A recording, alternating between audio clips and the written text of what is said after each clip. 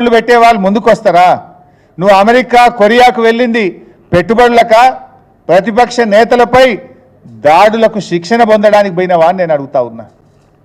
ఇవాళ నీ బూతులతో రైతులకు రుణమాఫీ పూర్తి కాదు. ఇవాళ నీ తిట్లతో రైతుల అకౌంట్లలో కోట్లు పడాయి.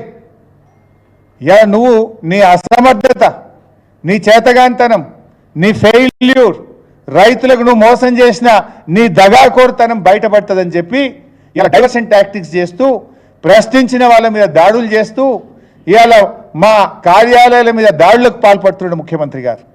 ప్రజలు అన్నీ గమనిస్తున్నారు. మేమేమి ఈ దాడులు మాకు కొత్త ఏం కాదు. సమైక్యవాదులు ఆ రోజు మా మీద ఎన్నో అక్రమ కేసులు పెట్టిండ్రు, మా మీద ఎన్నో దాడులు జరిగినాయి. అయినా మేము భయపడలే.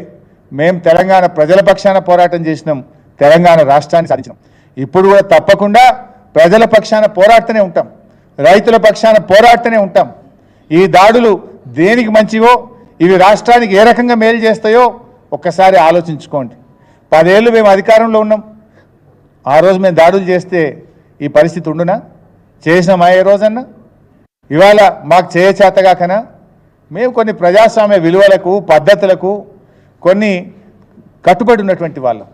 కానీ మీరు ఇవాళ ప్రశ్నించిన వాళ్ళపై దాడులు చేస్తూ ప్రజల పక్షాన నిలబట్టే సమాధానం చెప్పలేక వ్యక్తిగతమైనటువంటి దాడులకు, మా కార్యాలయాలపైన దాడులకు పాల్పడతా ఉన్నారు. దీన్ని తీవ్రంగా ఖండిస్తున్నాం. ఇటువంటి చర్యలు పునరావృతం అయితే మరి దాని పరిణామాలు కూడా చాలా తీవ్రంగా ఉంటాయని చెప్పి హెచ్చరిస్తున్నాం.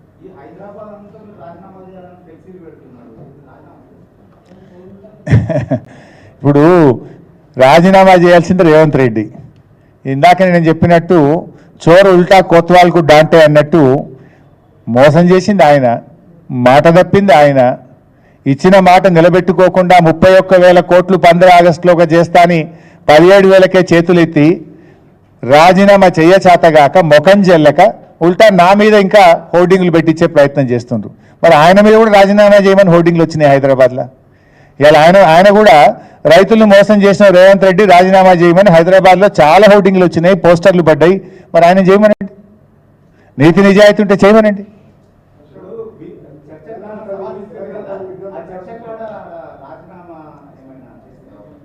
ఏమంటారే?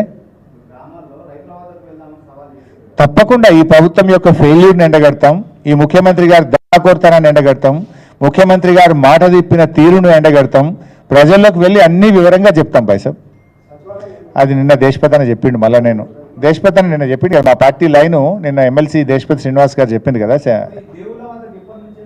నేను నా ప్రోగ్రామ్ అనౌన్స్ చేస్తా ఇవాళ.